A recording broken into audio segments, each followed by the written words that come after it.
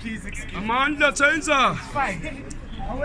Viva Tainza. I want to say thank you to everyone that responded to ADeC's LGBTQI call. We stand horrified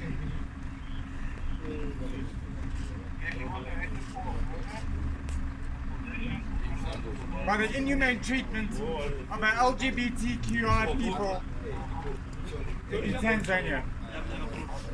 Not only are LGBTQI people being tortured and being imprisoned on the basis of sexual orientation, but also their families are being encouraged to out their own flesh and blood.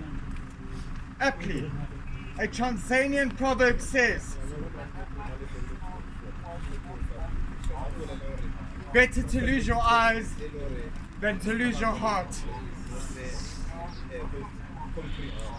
I'd like to tell a personal story of my own life experience.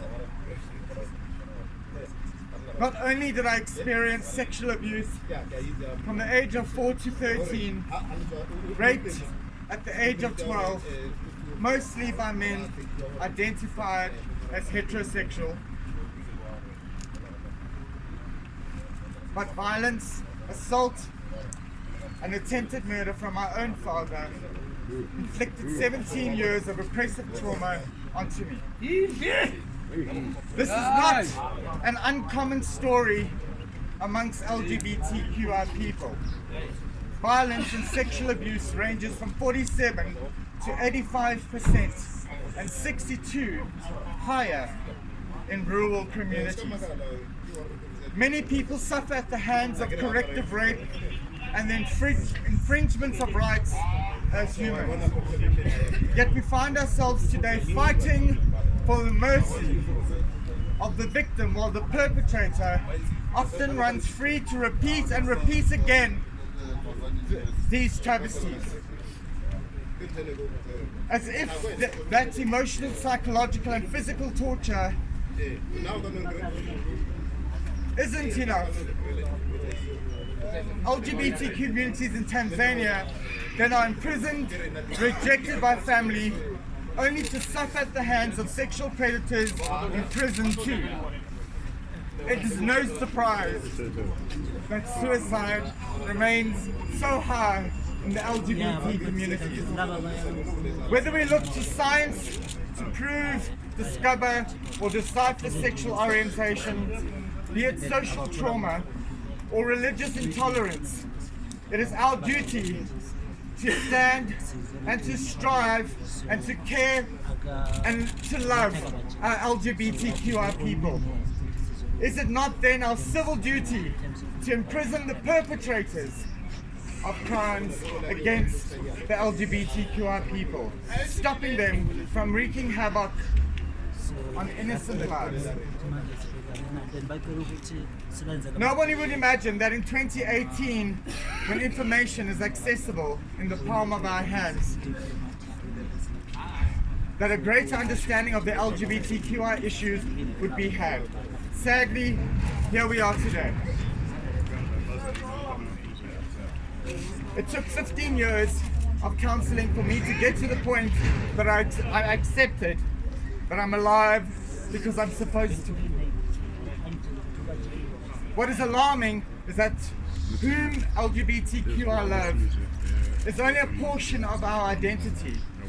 But this portion is so overstated in heterosexuals' minds that the whole human is being tortured and imprisoned in Tanzania. Is this not a repetition of slavery that Africa is desperately trying to recover from? Have these invasions against LGBTQI people not turned the Tanzanian government into the slave master? Yes, it has. To quote Martin Luther King Jr., hate cannot drive out hate. Only love can do that. It is on this basis that we demand the release of the LGBTQI people from prisons in Tanzania, access made to good counseling centers and good treatment centers to care for health issues. We also call upon both Tanzania and South Africa to to bring our own LGBT people back home safely and with immediate effect. To say that it is both disappointing and ludicrous that President Ramaphosa has not spoken on these matters or acted in such a manner already is a stain on the constitution of this beautiful country. We call on President Ramaphosa to cut all economic ties with Tanzania until equality for all communities are thoroughly restored in accordance with our constitution and international human rights laws and standards. How can our country be involved economically with Tanzania, where just last year we strengthened trade agreements in June 2017?